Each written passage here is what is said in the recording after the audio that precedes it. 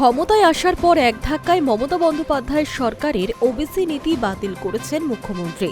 মুসলিম সম্প্রদায়ের জন্য চালু থাকা ওবিসি সংরক্ষণ আপাতত সম্পূর্ণ বাতিলের ঘোষণা করা হয়েছে। আর এবার অন্যান্য অনগ্রসর শ্রেণী বা ওবিসি তালিকা খতিয়ে দেখতে বিধায়কদের বিশেষ নির্দেশ দিয়েছেন শুভেন্দু অধিকারী। সোমবার ২৬ জন বিধায়ককে নিয়ে নবান্নে ১৪ তলায় বৈঠকে বসেন মুখ্যমন্ত্রী।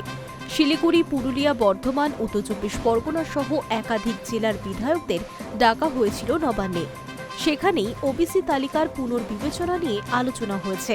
মুখ্যমন্ত্রী শুভেন্দু অধিকারী এবং পুরমন্ত্রী অগ্নিমিত্রা পাল আগেই জানিয়েছেন, ২০১১ পর থেকে যত ওবিসি শংসাপত্র দেওয়া হয়েছে, বিশেষত যেগুলি দুয়ারে সরকার ক্যাম্পের মাধ্যমে দেওয়া হয়েছে, সেগুলি খতিয়ে দেখা হবে।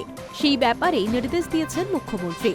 শুভেন্দু অধিকারী জানিয়েছেন, প্রত্যেক বিধায়ককে নিজের নিজের এলাকায় আবার নতুন করে সার্ভে করতে হবে। ৪ মাস সময়সীমা দেওয়া হয়েছে, তার মধ্যেই ওই সার্ভে করার কাজ শেষ করতে হবে।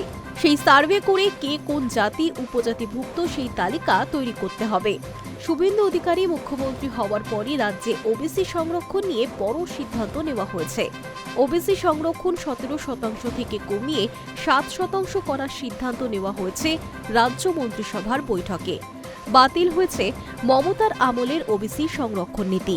তৃণমূল আমলে ওবিসি সংরক্ষণ ৭% থেকে বাড়িয়ে ১৭% করা হয়েছিল।